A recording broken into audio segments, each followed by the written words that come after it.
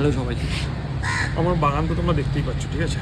কিন্তু এই বাগানে যা এতদিন ছিল না একটা অদ্ভুত সুন্দর ফুল, সেটা হচ্ছে বোগেনভিলিয়া। তো আমি এবার প্রথম বোগেনভিলিয়া করতে চলেছি।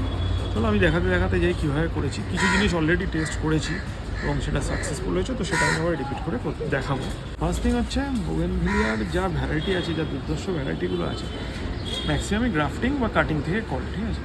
তো এবার তার জন্য আমার দরকার একটা সুস্থ সবল, একটা বা একের বেশি সুস্থ সবল গাছ, ঠিক আছে। এবার আমার যেহেতু কোনো বোগেনভিলিয়া নেই, প্রথম আমার বানাতে হবে দুটো দেশি প্রজাতির গাছ, যেগুলো বেশ হার্ডি হবে, শক্তপোক্ত হবে। আমার এই বছরের প্রথম কাজ হচ্ছে তাই দেশি গাছগুলোকে বানানো।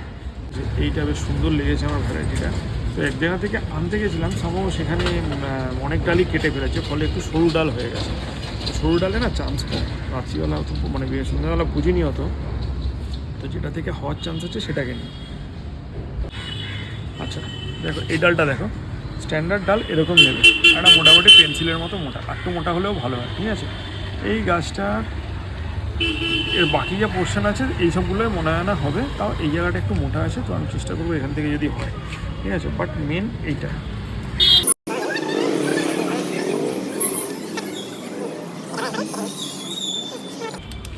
এই আমার মোটামুটি ডালটা, পাতাগুলো একটু ফেলে দিই।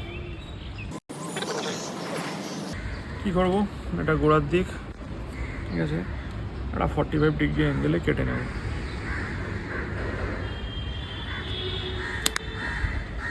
ঠিক আছে, 45 ডিগ্রি অ্যাঙ্গেলে কেটে নিয়েছি, ফাইন।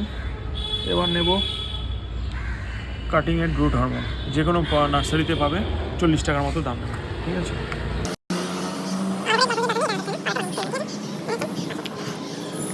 একটা বড় গ্রো ব্যাগ নিয়ে নিয়েছি, মাটিটা একটু ভেজা, ঠিক আছে। এটাকে মাটিতে দুটো গর্ত করে নিলাম, ঠিক আছে, যাতে রুটগুলোকে বসিয়ে দেওয়া যায়, ঠিক আছে।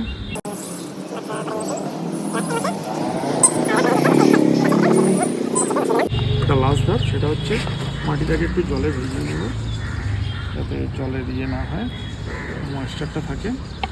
তারপর একটা বড় প্লাস্টিক দিয়ে এটাকে পুরো পেঁচিয়ে দেবো।